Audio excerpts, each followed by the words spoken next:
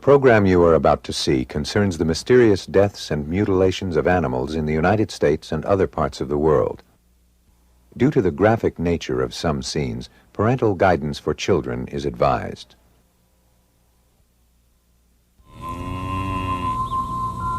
The film you are about to see, called A Strange Harvest, was first broadcast in May 1980. The subject is a mystery which has haunted ranchers and law enforcement for the past decade: the mutilation of animals, especially cattle, throughout the United States and Canada. Since the first broadcast, mutilations have continued, but with little or no media coverage, perhaps because it's easier to accept the usual explanation of predator attack. However, in the past few months, since September of 1982, I have received 12 mutilation reports from sheriff's offices, all relating to bizarre cuts, not predators. One of those happened right here in this field on September 16th, 1982. Bill and Linda DeZuris grew up on this ranch land about 30 miles east of Colorado Springs. Raising cattle has been their life, and neither had seen anything like the dead cow they found that September day. About noon, we went out to check the cows. We had some cows that were about to calve, and everything was okay. And so we went back to the house, had lunch. About, all afternoon, we'd worked out on the truck all afternoon. It was a pretty day, and we hadn't seen or heard anything. When about 5 o'clock, I had to go to Kremlin after a load of hay. So I was in a semi, and the cow was over a little ridge, but I could see off a sweet road the cow laying there dead. I got the pate and I called my wife and told her to go check on it. Half of the udders were gone. You could see into the stomach cavity. The rectum had been partially removed. The eyes were bulging out.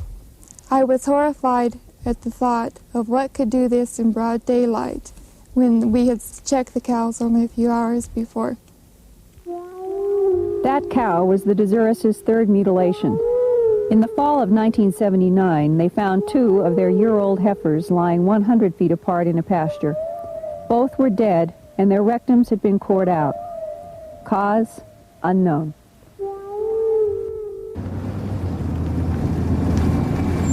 One deputy sheriff in Wyoming is so frustrated with the mutilation mystery that he has gotten his local crime lab's cooperation to investigate mutilations as they would human murders.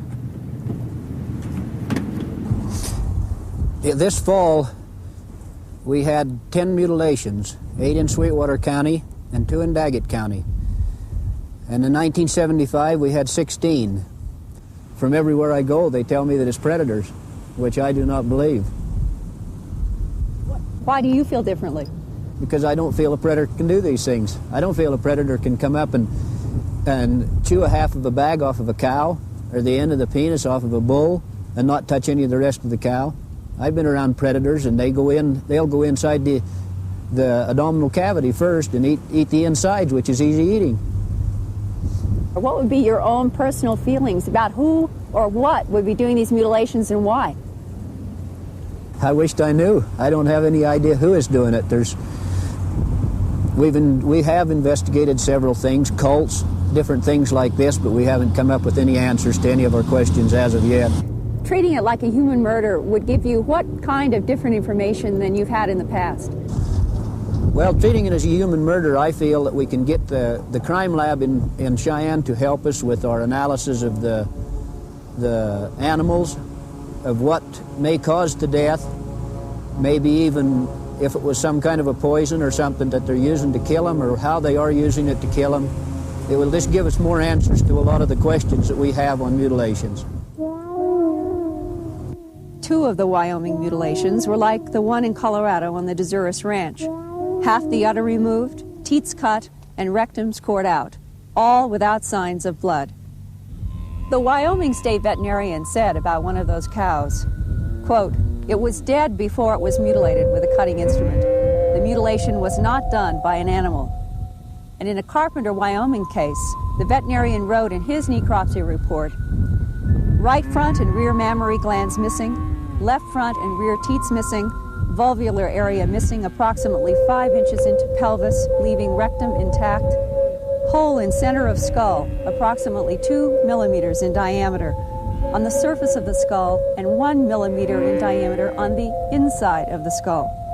No evidence of gunshot. Cause of death?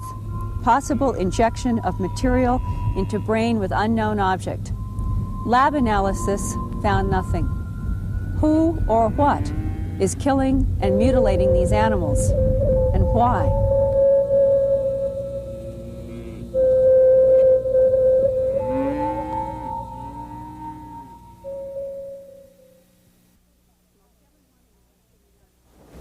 Most everyone in the western United States heard about cattle mutilations in 1975.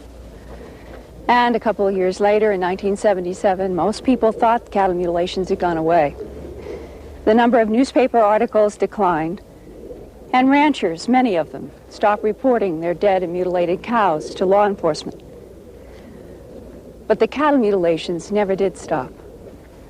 And by the spring of 1979, United States Senator Harrison Schmitt of New Mexico was concerned enough to call for a conference in Albuquerque on April 20th to talk about cattle mutilations.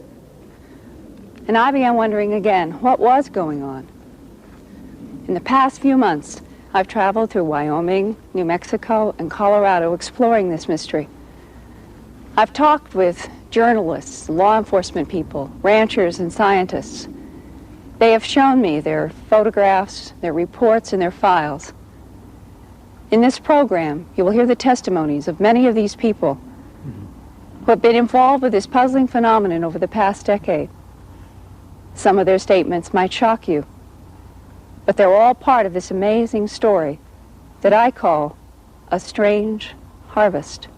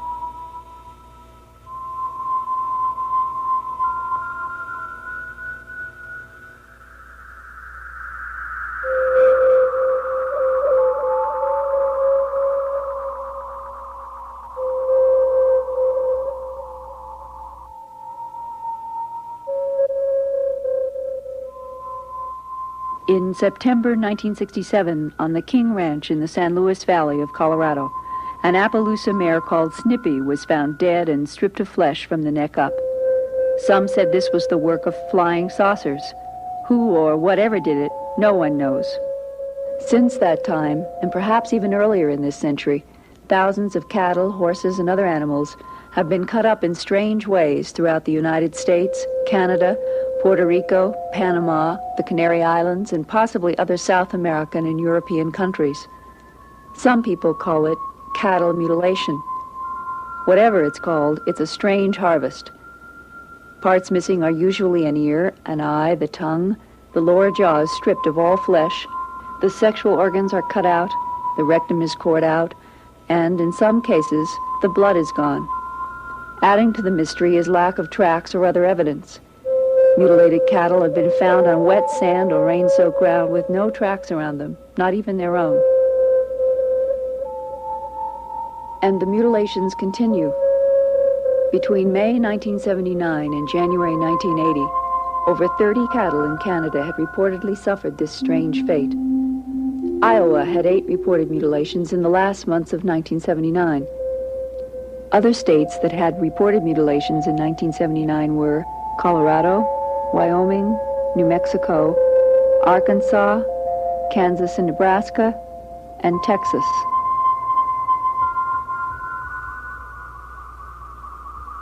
Who or what is killing and mutilating these animals?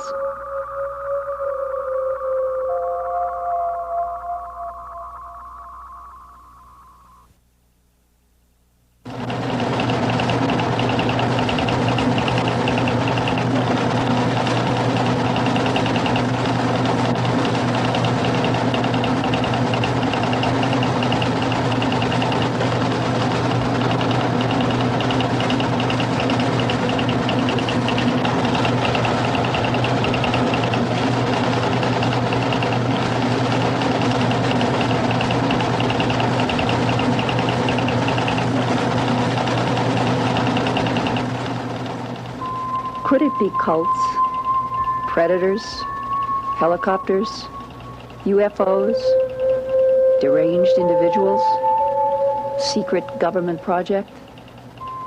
Is any of these the answer? Are all of these part of the answer? Some ranchers believe that whoever's doing the mutilating must be using some kind of aircraft.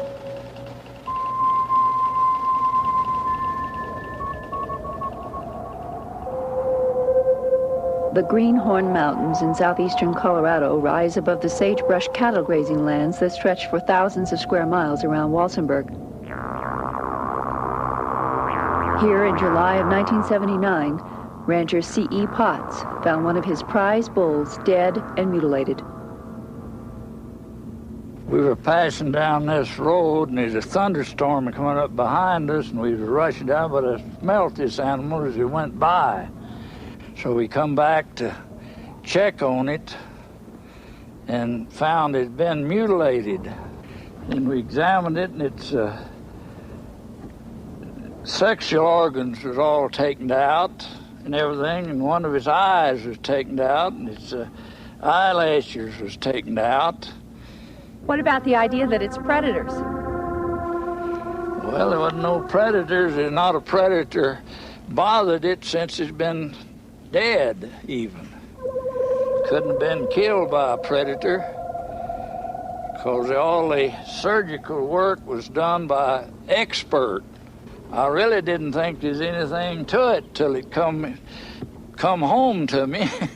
Now I know there's bound to have been mutilated, because anybody that can see good could see it was. The strange thing about it is that we have never found any blood on them. Blood? No blood, no. Tracks? The only tracks that we found on the first one were some tripod tracks, and they formed some like a triangle.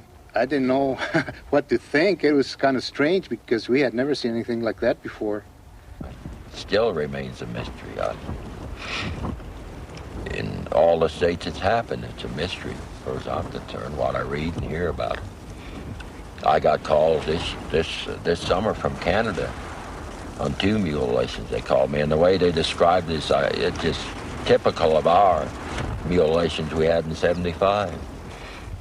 If it goes into Canada, and there have been reports that they've come up out of Puerto Rico and some other parts of the world, if it goes on to an international scale, do you think that would exclude satanic cults and a military operation in our country? Well, yeah, it'd be inclined to, my way of thinking. And if they're excluded, what is left? Well, I don't know. I don't know that either. The Colorado Bureau of Investigation received 203 reports of suspected mutilations in a 9-month period between April and December of 1975. Colorado State University's diagnostic laboratory received 35 carcasses. Only 19 were in good enough condition to perform lab examinations. Of those 19, 9, or about half, were considered to be cut with a sharp instrument. The rest were generally described as the activity of predators. It's true, cattle in Colorado are going to die each year from hard winters, disease, lightning strikes, predator attacks, and other natural causes. But in northeastern Colorado, another favorite spot for the mutilators, Tex Graves, former sheriff of Logan County, insists the 93 mutilated carcasses he investigated were not natural deaths. The very first one we had was southwest of Sterling. When we first looked at it, it was just unbelievable that you could take an animal and do this too without leaving some kind of track, some kind of evidence behind, such as cigarette butts, matches, handprints, footprints, but there was nothing. The animal looked almost horrible, and it was something that I didn't really want to believe then. And there was, we probably had 5 or 6 others before I really did believe something strange was going on. We had one up north where we believed the animal was paralyzed and was alive when it was being mutilated. An eye and an ear, the tongue, the rectal area was taken out, but the animal dug a hole with its head, but none of the other parts of the body moved, not even the legs. What force could hold down a 900-pound steer while its ear, tongue, rectum, and sex organs were removed? I asked Dr. Albert McChesney, pathologist and coordinator of the Diagnostic Laboratory at Colorado State University in Fort Collins, Colorado. His lab did all the analysis work on the 35 carcasses sent in from the Colorado Bureau of Investigation. Well, I would, of course, surmise the animal was dead before they were removed. But how would the hole be dug where its head is? It's been moving to dig that hole. Many times when an animal dies, they go through an agonal phase just before they die, and they will paddle their legs, or they will beat their head or swing it back and forth, or they might even have some central nervous system involvement, which would make them be incoordinate, make them lie down and to struggle for some little time, and this would dig the hole where the animal's head is.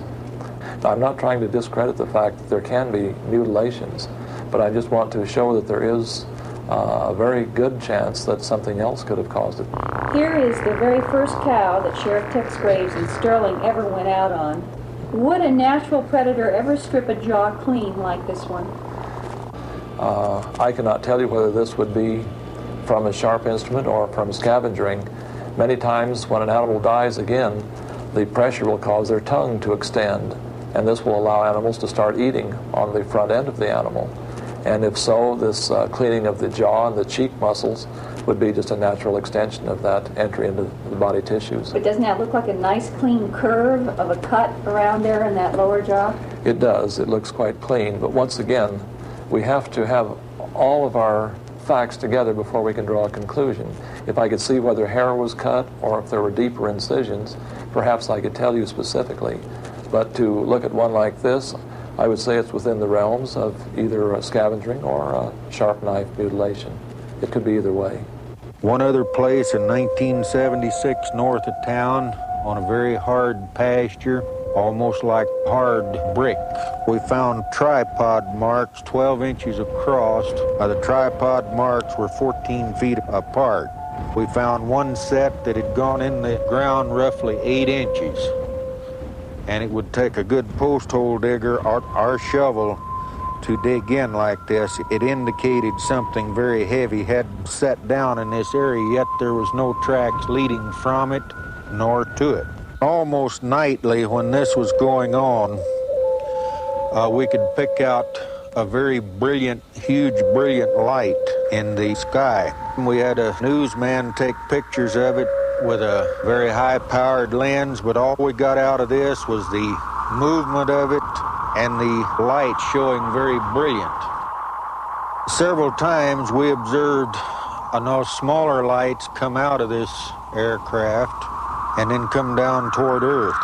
This huge, brilliant light would hang in the air, and then when it would move, it could move up and down, backwards, forwards, travel very rapidly. And after a while, these smaller lights would join up with the larger one, and then they'd disappear.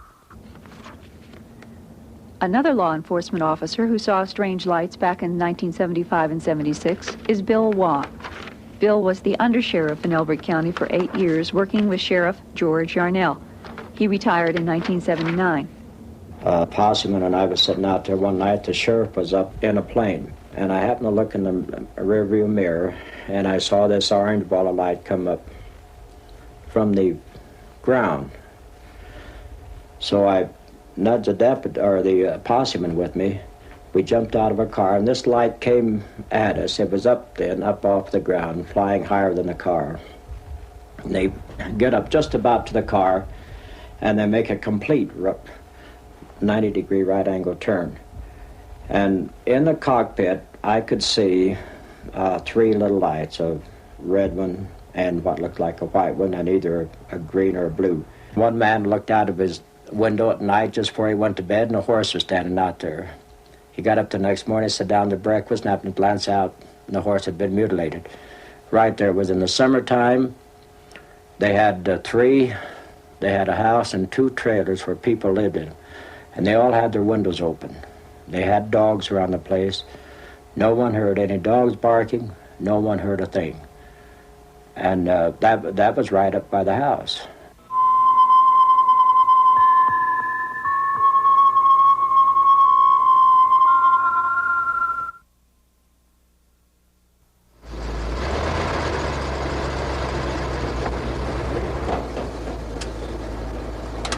A Colorado man named Drexel Lawson has a livestock removal service.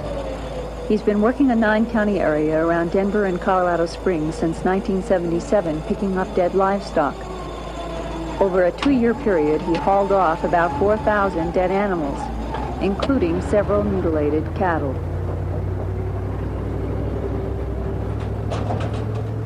My first mutilated pickup was in 77. It was in the late afternoon, late evening, and frankly scared the hell out of me because I wasn't used to seeing things like that. The thing that I think has scared me and astounded me so much was when livestock die, they normally will lay and thrash in the grass or in the dirt.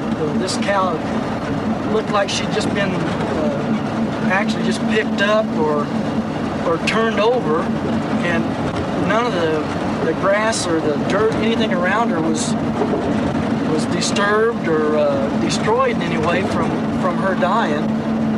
She hadn't had any blood. The blood was completely drained from her. I would say that it would be virtually impossible to withdraw not even all of the blood, but just a significant amount of the blood from an animal without leaving some telltale mark that blood vessels had been cut or that the animal had been killed in this manner. Probably closer examination would have shown that in the dead animal's body the blood had gravitated to the deeper organs or to the downside. Do you know of anything on the earth today in medicine or military that could drain the blood from an animal? I have no knowledge of it if it's there, no. All the mutilated cattle that I've gotten where the rectum tissue's been taken or the muscle tissue's been taken, it's been a very, very precise surgical type incision, and it's been clean, not hacked like an animal would. An animal has to grab and bite. It has to tear in order to remove that tissue, and this has all been smooth. What's your own personal theory or feeling about who or what is doing the mutilations? Well, I feel strongly about UFOs. The incisions a lot of times looks like some type of burn or laser. The eyes on a particular cattle that I picked up has had a marbly clear look, which looks like it's a flash burn or some type of a laser burn. The term laser burn came up in several conversations with ranchers and law enforcement people. So we decided to see how laser surgery is done. This instrument is called a CO2 laser. It will be used to remove scar tissue from a woman's vocal cords. This mobile laser unit stands about 8 feet high and weighs about 400 pounds. In the hospital, it is powered by AC current from a wall plug. Experienced medical technicians need 20 minutes to get the laser unit ready for surgery. Clearly, it's not a convenient tool to drag around remote ranch lands. But because of the alleged burns found on some mutilated animals, a few people have jumped to the conclusion that maybe lasers are involved. It is true that lasers seal off blood vessels as they penetrate tissue, so there is little or no bleeding. The depth of penetration is controlled by the power of the beam and length of time it is on. When the laser beam hits tissue, heat is generated, which turns cell water to steam and vaporizes away. Could a laser do the strange cuts found on mutilated cattle? We asked Dr. Arlen Myers, an experienced laser surgeon at Rose Medical Center in Denver. I've been examining 2 photographs of alleged cattle mutilations in Logan County, and they show 2 quite distinct pictures. One is a large hole that has surrounding burns and charred material. The other is a very nice clean cut and has relatively normal underlying tissue. The first picture, I think conceivably could have been caused by a burning or lasing type instrument, although I think it would be very difficult, given the state of the art today, at least to my knowledge, to bring a device to a field and inflict this sort of damage on a piece of livestock. In more reality, it would be easier to bring the animal here. We asked Dr. Myers to use the laser and try to make a perfect 1/8 inch deep circle in a chicken. You can see the red aiming dot, and we're going to begin to remove some of this tissue. And you can see as it's removing this tissue that the burn is fairly flush. Notice the dark scab that forms around it, and we can continue to remove this tissue in deeper and deeper levels. The laser evaporates water, and that's why we're seeing all the smoke. This piece of flesh that we're using has no blood in it, but even if it did, it would have the same bloodless sort of charred appearance after the tissue was removed. In trying to duplicate what I saw in the pictures, if I were to try to deepen this hole, there are some limitations with the instrument that I'm using. The maximum point of focus of the beam is at a certain length, and in order to make this hole deeper, I would need to move the instrumentation deeper toward the flesh and just continue to burrow the hole. Okay, we're going to go to the scalpel and try to demonstrate what sort of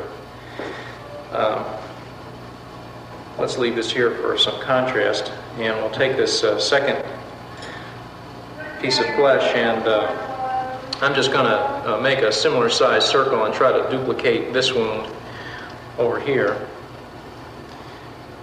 simply with a knife. When I remove this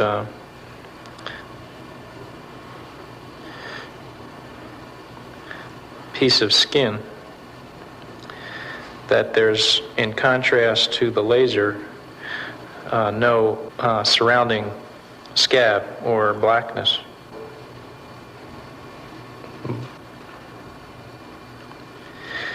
And this is just a clean wound. The edge is nice and smooth, and the underlying tissue is unaffected, of course, by the knife. Compared to the laser burn, the surface of the removed tissue was darkened and somewhat burned. Here is the scalpel cut again. Not perfectly round, a few angled edges. And here's a perfect oval, cut on a steer we filmed in San Luis, Colorado on October 6, 1979. There was also a perfect circular cut around the eye. The tongue was gone and the lower jaw had been completely stripped of flesh. 2 deputies from the Castilla County Sheriff's Office took us to the mutilation site 5 days after they had first examined the fresh carcass. Well, Arnold, look, it's changed a little bit. Hey, but look at this now. This is still very, very evident here. Look at this. Of course, you know, our photos will show a complete circular, clean cut, but you can still see it here. Now, look. Now, this looks kind of dry, Arnold. Yeah.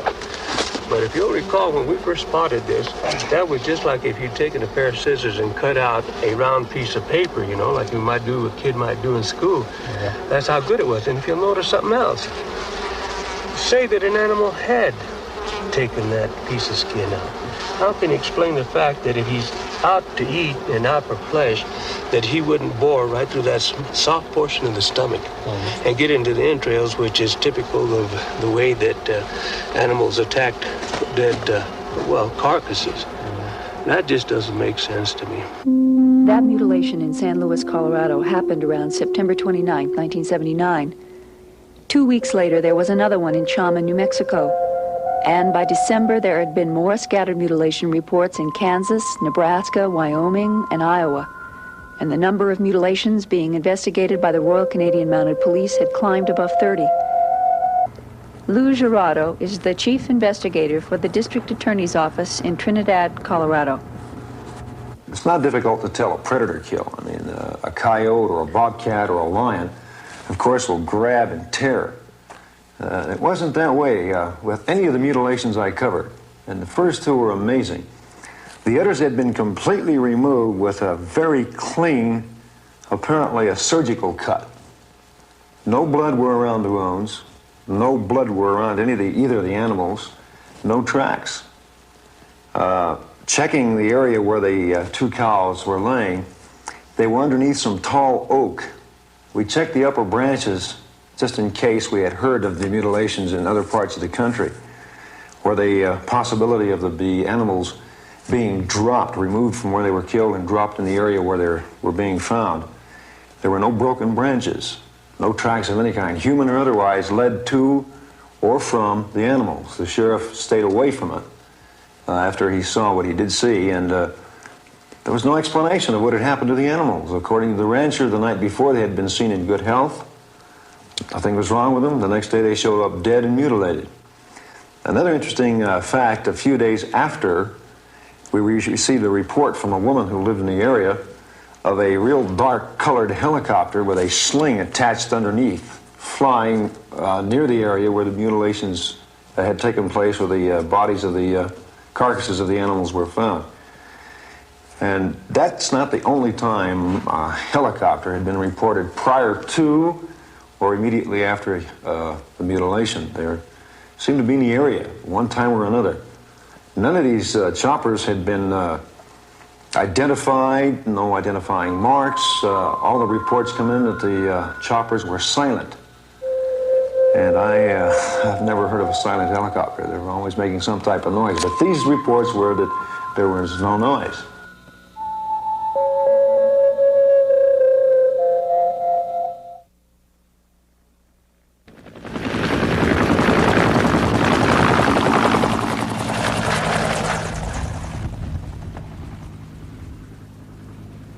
Descriptions of dark and silent helicopters, as well as unidentified bright lights, came up in almost every conversation about the cattle mutilation mystery. Some people suggested that the Cobra helicopter developed for air attacks in Vietnam was a quiet helicopter.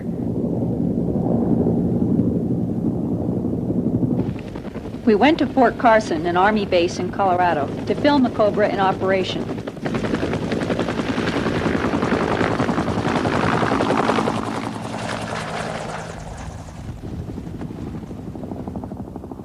We asked the pilot to go out 1 mile, circle, and fly back over us at 500 feet.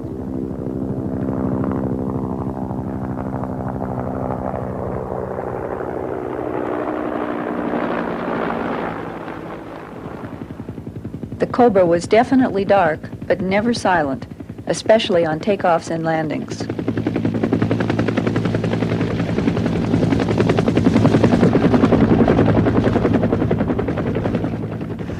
When we first started hearing reports about the cattle mutilations here at Fort Carson, Colorado, we often wondered ourselves what type of helicopter had the capability of lifting such an animal from one side to another. There's not too many helicopters in the local area that had that capability that I've seen around here. There certainly are not any here at Fort Carson except for the much larger helicopters. And because of the noise that would generate from these helicopters, no animal is going to sit still to allow these helicopters to get within any close proximity of them as they make their approach or land to the area. Is there such thing as a silent helicopter? No, not of a completely silent helicopter, no. The helicopter will always make some sort of noise that will scare an animal away that is not used to that type of noise. From the reports that we've read and heard on news and newspapers, it would require somebody of great ability to perform these acts than anybody that I know of in this particular area. Certainly not the military. If I had to choose between aliens of some sort coming down and doing these things to the animals and lifting the animals as compared to having a helicopter of our size or smaller helicopters doing these things, I would probably be more apt to choose the alien aspect of the cattle problems than in the military or any other type of small helicopter.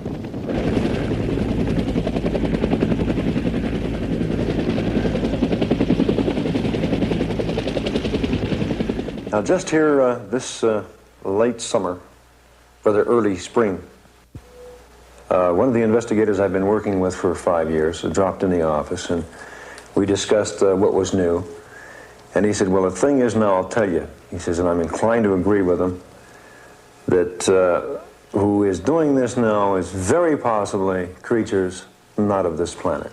Now that, you know, that shakes you up a little bit. Creatures not of this planet. You know, you're thinking of buckrages and things like this. But that's the way it is seriously right now.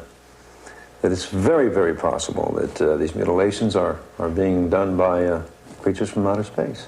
There's a State Patrol officer in Dulce, New Mexico, who has not only seen UFOs, but received a substance that dropped from a strange craft that hovered over Taos, New Mexico.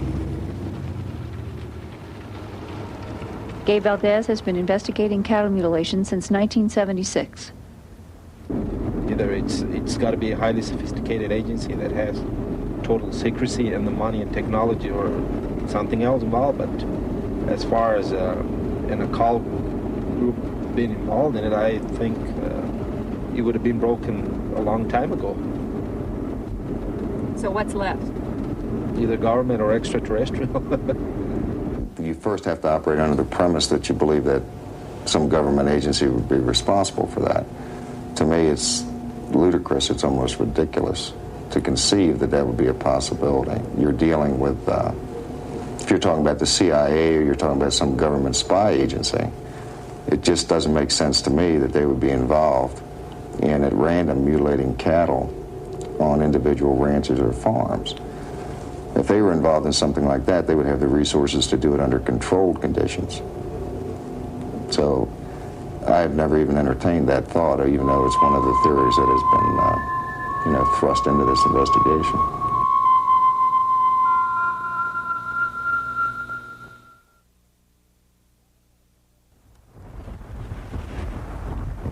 Northwest of Laramie, Wyoming, lives a rancher-farmer named Pat McGuire. His father and grandfather were Wyoming ranchers. He settled down here in 1972 with his wife and 8 children. In September 1976, on a ridge about 2 miles from his trailer house, Mr. McGuire, his brother, and his cousin Mark Murphy found 2 mutilated cows. The following hypnosis session with Dr. Leo Sprinkle, Director of Counseling and Testing at the University of Wyoming in Laramie, is Pat McGuire's effort to recall more details about an extraordinary incident that happened to him at the time of the mutilations. Dr. Sprinkle is one of the world's leading authorities in cases involving UFOs and human abductions. He has personally worked with 47 people since 1967. Pat McGuire was his 28th case and the first concerning cattle mutilations. Whenever you're ready, just go right ahead. You can talk and describe your experiences.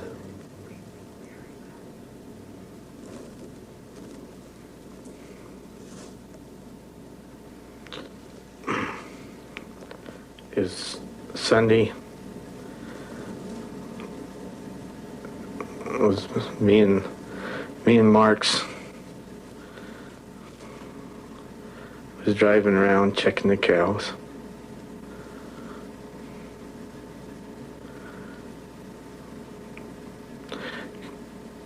Come upon the cow that was dead. They cut the nose off, tongue was out, and the sex organs were gone. Well, I said, one brother said it must have been from a sex cult from the university out here messing around. I says, probably was. I says, we'll catch him yet.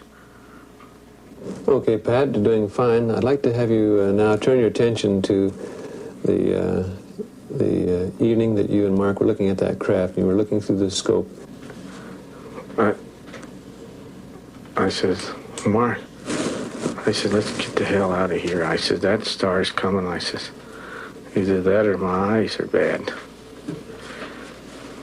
He says, it's coming. It changed from a pure white to an orange. I said, Mark, son of a, it picking up a cow. I says, you hear that cow? Hell, she's bawling. And it seems to be hovering there over the ridge. Right, hovering, picking up the cow. And can you see the cow? No. But you can hear the cow? Right, terrible. Terrible, bawling?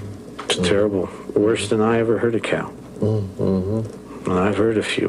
Mm-hmm. Okay, then what happened? All of a sudden, like they threw a valve or a switch. Everything stopped. The craft was still there. Cows wasn't no ball. No sound from the cattle? No, it was like they should throw a switch. It was weird. Back of my neck, hair on the back of my neck was straight up. The next day, you said you drove over there? Right. Mm-hmm. What do you find when you drive over? Oh, we didn't go over there till 10 o'clock in the morning. Mm-hmm. We waited till it was damn good daylight. Mm-hmm. Well, we weren't taking a chance. Yeah. Mm-hmm. We went and looked all over, along the side of the hill. All we found was there was another cow in 2 miles, just a lone calf, bawling for its mom. I said that they took her. We never found her. Never did find her. I've drawn a picture of the spacecraft what I seen that night, and the ridge was 300 feet, and the tip stuck above the ridge, and that'd give you a size of a football field. And as it proceeded from the down from the sky, it was a pure white with, of course, the flashing red and yellow and blue lights. And then it turned to a fluorescent orange, the whole ship did. And it stays this color, and of course it'll glow the whole area up right around where the cow was. The area was deep red, and that's where you could hear that cow beller.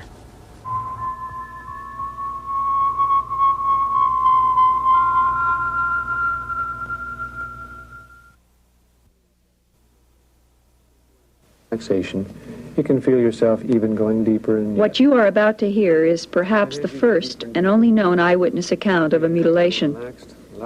Because Dr. Leo Sprinkle is recognized as one of the world's leading authorities on cases involving UFOs and human abduction, he was contacted by the Aerial Phenomenon Research Organization in Tucson, Arizona, to do hypnosis work with this woman. Her name is Judy Doherty. On a clear moonlit night in May 1973, Judy was driving back from a bingo game in Houston, Texas.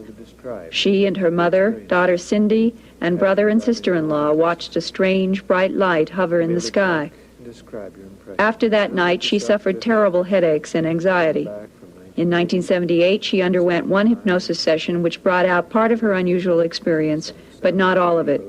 She also had several psychiatric and personality evaluations, all with results in the normal human behavior range. This second hypnosis session with Dr. Sprinkle occurred on March 13th, 1980. Now you're standing outside your car. Now you're looking up. You can describe your impressions. What are your impressions? It's like a spotlight that's shining down on the back of my car. And it's like it has substance to it. I can see an animal being taken up in this. I can see it squirming and trying to get free. And it's like it's being sucked up. It's taken into some sort of chamber. It's a little round, tiny room. And I get nauseated at watching how they excise parts. It's done very quickly, but the calf doesn't die immediately.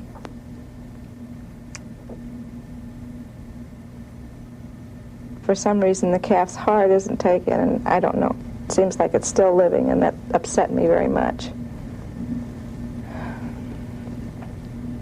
And then I can see the calf being lowered. It's like it's being dropped back down. And when it's on the ground, it's dead. I can see that it's not moving. But I feel very sick to my stomach at what I witnessed. You see the animal being cut up? Yes. Mm-hmm. How is it being cut up?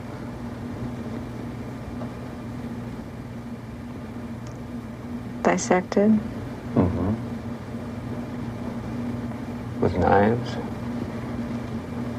Instruments of some kind. Mm-hmm. Can you describe the instruments? They're like a knife, but they have different kind of handles.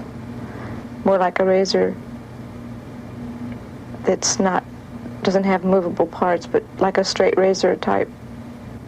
There's tissue. It's laid out, flat and smooth, it glistens. And the needles, there's needles in it, or what appears to be like needles. It may be probes, I don't know. But it has a tube connected to it. And the same thing with what appears to be testicles. Can't tell. There's a probe or a needle or something inserted. And the tube leaving.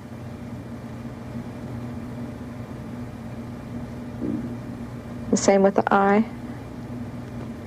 Is anybody else around you?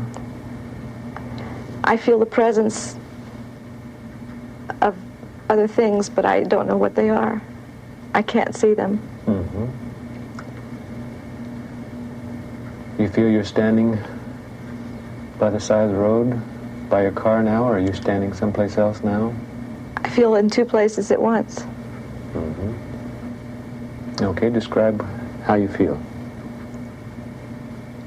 I feel like that I was able to see what was going on in the craft, but I was also standing beside the road. Mm-hmm.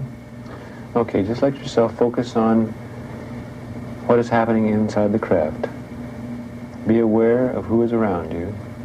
It's okay. You'll be able to describe who is standing around you.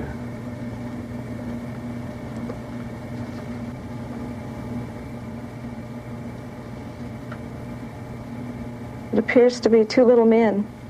Two little men? Mm-hmm. How do they look?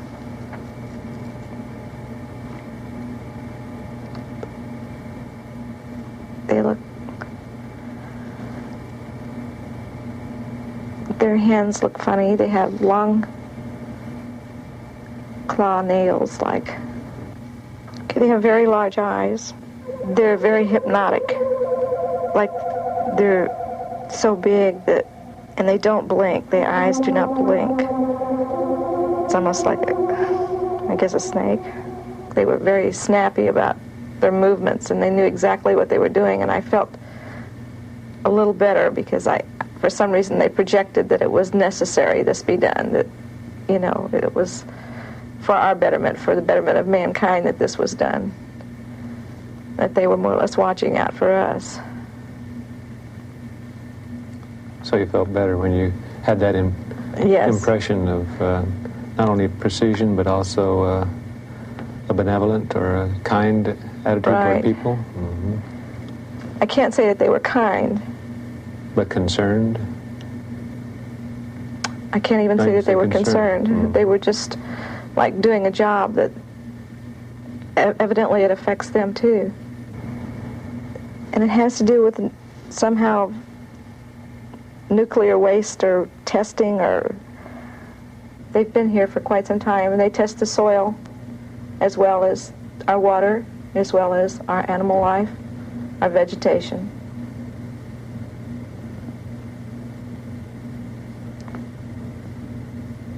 When I question why they aren't saying more, and why they can't stop it if they're so knowledgeable. Mm-hmm. And they get angry. I don't know. I don't understand that. Mm-hmm. You don't know why they get angry? I don't know why they don't. I don't know why they get angry, and I don't know why if they can't stop it if they're so knowledgeable. At one point in the hypnosis session, Judy doesn't understand why she can see her daughter Cindy in the car 1 minute and gone the next. Breathing deeply and easily, let yourself relax. You can be aware of yourself standing by the side of the car. You can be aware of yourself standing in the craft. And now let yourself be aware of where Cindy is.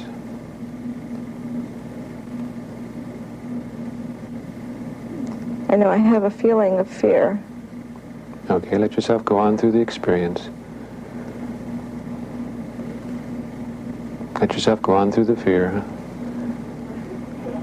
What impressions come to mind? I just visualize her on a table.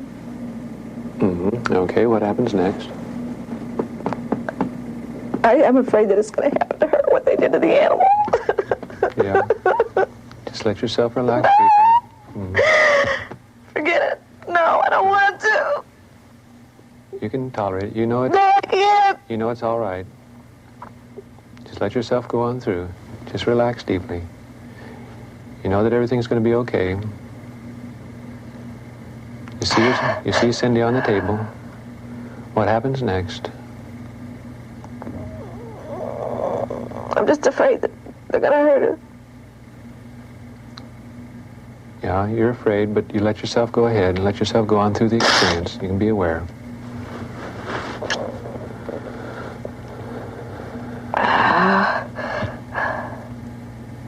Just let yourself relax deeply.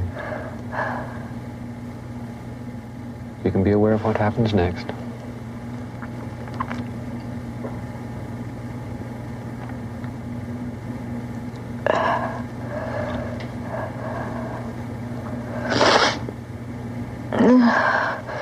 They put her to sleep, I guess. Okay. You put her to sleep. Okay, what's happening now? They're just examining her, I guess. But I'm so afraid that they're going to cut her or something. Okay. Do you say anything? They don't listen. They just ignore me and just go about their work like it's nothing. They don't seem to have any emotions. They don't seem to care. I thought they were going to harm her. I thought they were going to do to her what they did to the animals, you know. But they don't harm her? No. No. Okay, well, what does happen? They just take some samples from her. What kind of samples? I don't know, just scrapings, like they go inside her mouth. I can see her laying there. They just kind of scrape little pieces off. Yeah. Any other samples? That's all I can remember. The preceding scenes were taken from a 4-hour hypnosis session. Dr. Sprinkle stated afterward that Judy Doherty is, in his professional opinion, a sincere, honest, and credible person. What happened before our camera was her first complete and vivid recall of her 1973 experience in Texas. They just went about their work, yeah. They didn't have any emotion or feeling. They couldn't seem to understand why I would even be upset. Just like it was routine business for them. Like a laboratory animal or something. If extraterrestrials are the ones mutilating animals, what do you think the implications are then for this planet? Throughout the mutilations, all of us involved have been concerned with the possibility of the mutilations going from animals to human beings, understandably. Thank God to this point it hasn't happened. Whatever they're doing with the portions of these animals they are taking, I haven't the slightest idea. There's a reason for it. It's not haphazard. There's a pattern to it. I don't know. I think it's a wait-and-see game. What else can we do? If we do have beings from outer space doing this, with the capabilities to do things like this, what can we as a human race do? If they have the knowledge and the technology that it looks like they have, we're powerless. So maybe it's a wait-and-see game. I can't see anything else to do. If a secret probe was being conducted, either by our own intelligence agencies or by UFO entities, then they shouldn't be leaving a mass of carcasses all over the states, because this only invites investigation and speculation and wondering. I would suspect that the carcasses are being left by design to stimulate our particular culture to wonder as to what is happening, who is doing this. If we are dealing with surreptitious, covert, highly cautious culture contact between highly developed extraterrestrials and our Earth planetary civilization, then one of the primary considerations that we must deal with is the problem of culture shock.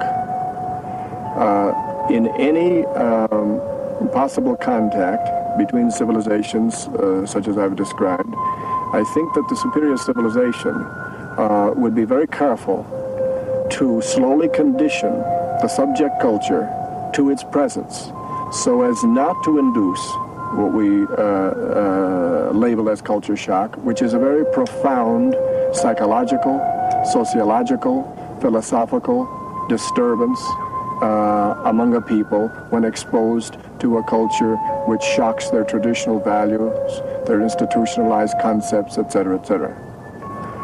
This is speculation, of course, but an overview of the UFO phenomena leads most of us who've been in the field for a long period of time to view it as cautious reconnaissance conditioning of the planet Earth.